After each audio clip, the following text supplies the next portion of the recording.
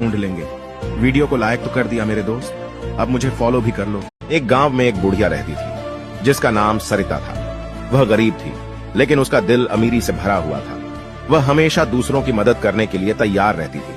वह दूसरों के घर में सफाई करना और बर्तन धोने का काम करती थी। वह काम के कभी भी पैसे नहीं लेती थी। वह बदले में सिर्फ 2 रोटी मांगती थी। कुछ लोग उसकी दयालुता का इस्तेमाल करके उससे घर का सारा काम करवाते थे।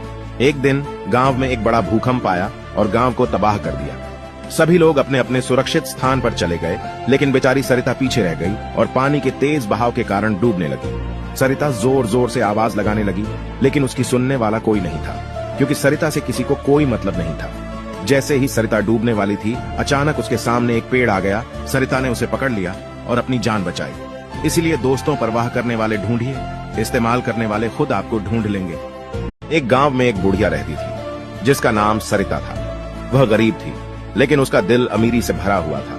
वह हमेशा दूसरों की मदद करने के लिए तैयार रहती थी। वह दूसरों के घर में सफाई करना और बर्तन धोने का काम करती थी।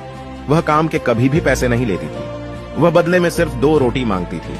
कुछ लोग उसकी दयालुता का इस्तेमाल करके उससे घर का सारा काम करवाते थे। एक दिन गांव में एक बड़ा भूकंप आया और गांव को तबाह कर दिया।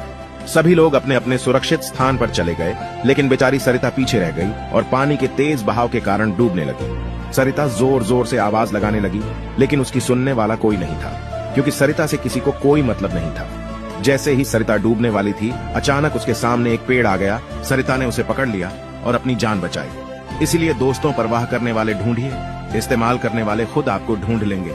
वीडियो को लाइक तो कर दिया मेरे दोस्त, अब मुझे फॉलो भी कर लो।